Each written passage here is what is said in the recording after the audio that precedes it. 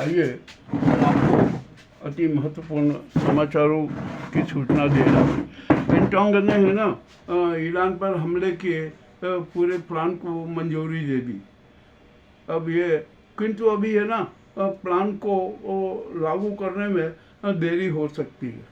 America में है ना जो युद्ध की जो भावनाएं भड़काई जा रही है ना, युद्ध का ऐलान किया जा रहा है ना, और महाविनाश की लीला की जाए, अमेरिका में भी प्रदर्शन हो रहा है। अब तो है ना ईरान इजराइल पर और भारी पड़ रहा है। अब तो ईरान ने है ना जल युद्ध भी शुरू करने की योजना शुरू कर दी है। उसने अपने जो जहाज है ना वो समुद्र में उतार दिए हैं रक्षा के लिए।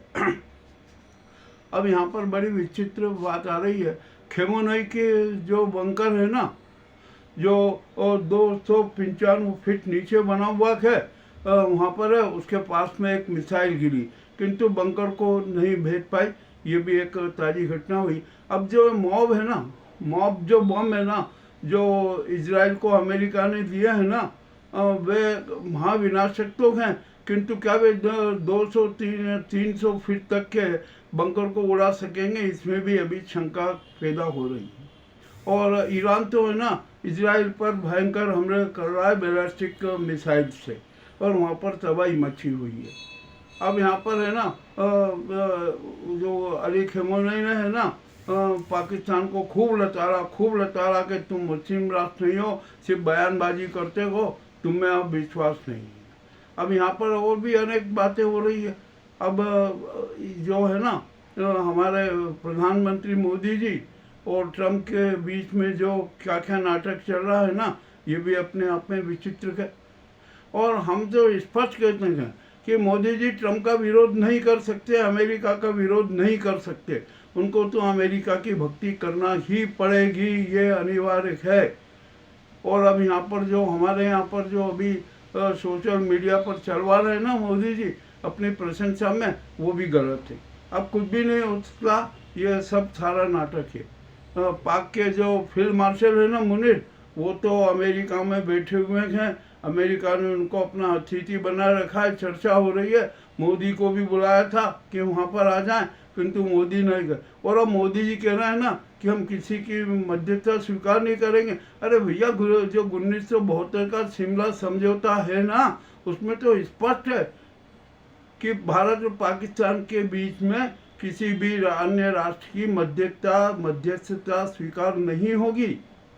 और अब ये मोदी जी का है ना बड़ा नाटक सब खत्म हो गया। हमारी विदेश नीति तो पूरी फ्लॉप हो गई। G7 में मोदी जो अपने आप को बड़ा आगे करते थे ना, अब पीछे की लाइन में खड़े नजर आए।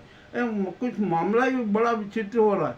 अब यहाँ पर जो इजराइल पर है ना अमेरिका का कृपा कितनी और होगी ये कहना मुश्किल है। इजराइल पर है ना अब तो ईरान के और ज़्यादा क्रूर हमले हो रहे हैं, और इजराइल के पास में है ना मिसाइलों का कोटा भी खत्म हो चुका है। अब वो शायद 3 या 4 दिन और युद्ध लड़ सकता है, इससे ज़्यादा नहीं लड़ सकता। हो सकता है कि अमेरिका है ना वहाँ पर और उसको मिसाइल दे दे।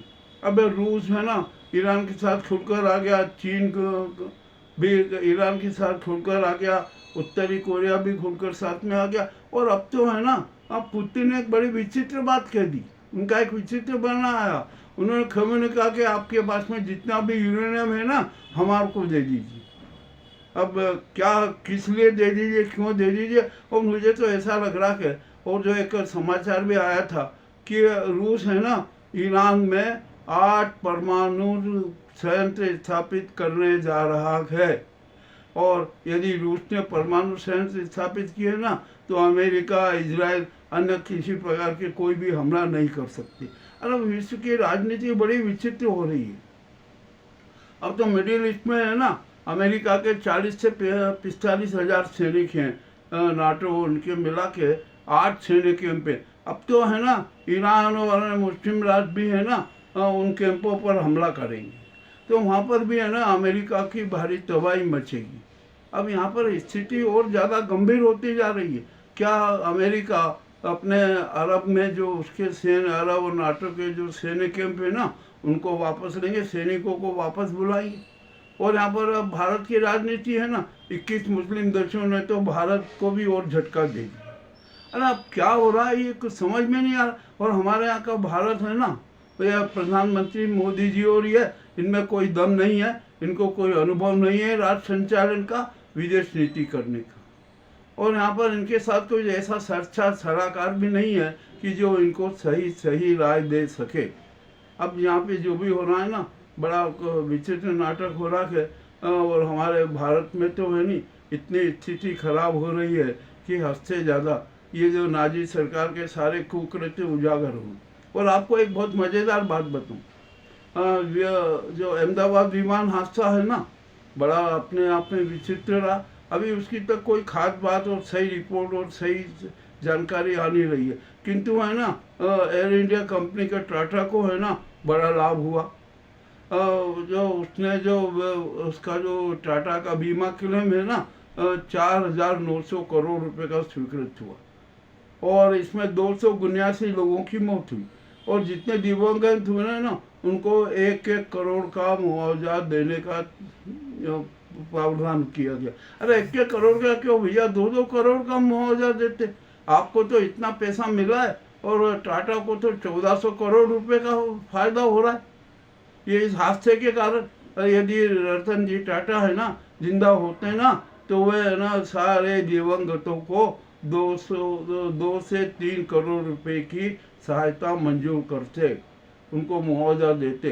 किंतु अब यहाँ तो टाटा कंपनी को है ना कौन क्या संचालन का कुछ भी नहीं, हादसा हो गया हो जाने दो, 279 मर गए मर जाने दो, और अपना बीमा क्लेम लो और 1400 करोड़ रुपए कमा लो।